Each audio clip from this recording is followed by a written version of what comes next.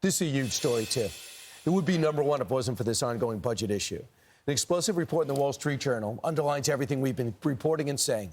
It's shedding light on how the White House functioned or didn't function with a diminished Biden in charge. This is a crazy story, and it's just coming out, even though we've been reporting on it for years. Peter He knows Doocy about it. Joins us from Washington. Peter, you asked the questions, but now the liberal press is starting to catch on.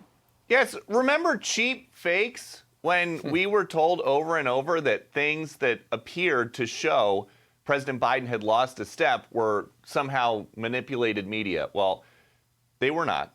And now we have some new insight into how Biden aides covered for him. And they just have to make it through one more month of this. You prepared to leave the White House. Any other regrets that you have? Anything you wish you would have done differently?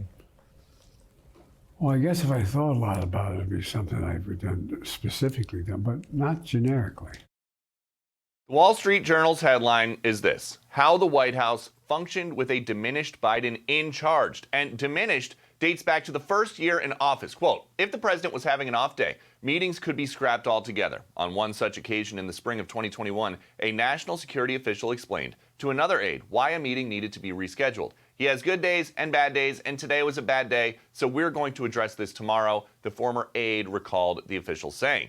In the small windows we did see President Biden, there were falls on stairs, on stage, on a bike, but we were continually assured everything was okay. Right after the debate, you insisted that President Biden is extraordinarily strong. Given where we are now, do you have any regrets about what you told the American people? No, not at all. Not at all. I talk to President Biden, regularly, usually several times in a week. His mental acuity is great. It's fine. It's as good as it's been over the years. Well, do you think the president should undergo some sort of cognitive testing? To the extent that we're having this conversation, I don't see any need to do that as it relates to Biden.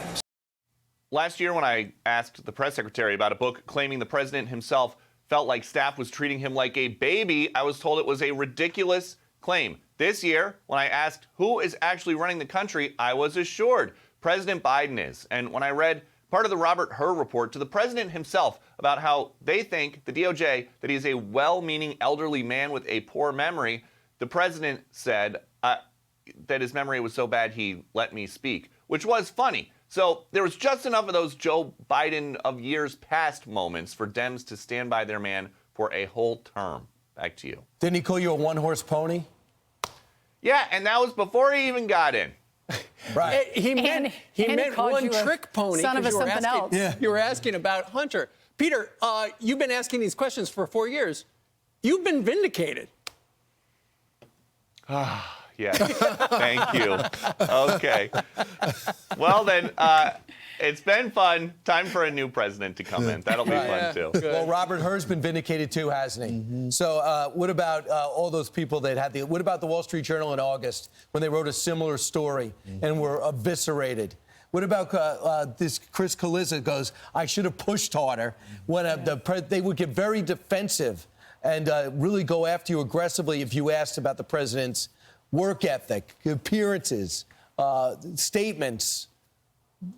Well, a lot of this was just out there in plain sight, whether it was something that was at an event or a clip that they were putting out that was heavily edited, or if you looked at some of these transcripts of fundraisers that the president was going to where all we had was a printed transcript, and he was telling these wealthy Democratic donors about a European leader that he had just spoken to who had been dead for a decade. Yeah, I remember that. And so a lot of it was right there, but we were told by people that we are supposed to take their word for it if they are standing at the White House podium, that we should not believe what we were seeing. Yep. And we should not believe They're what we saying were it all. hearing. And what's really interesting is that it took almost 4 full years. We're a month shy.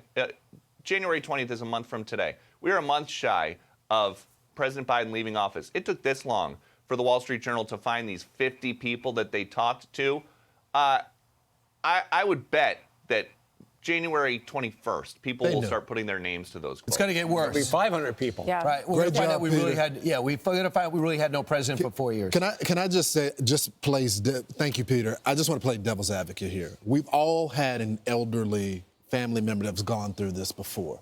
At what point? We saw the signs. We saw the sign. We all did, and we used to have to do the whole disclaimer. We're not a doctor, even though we can see it.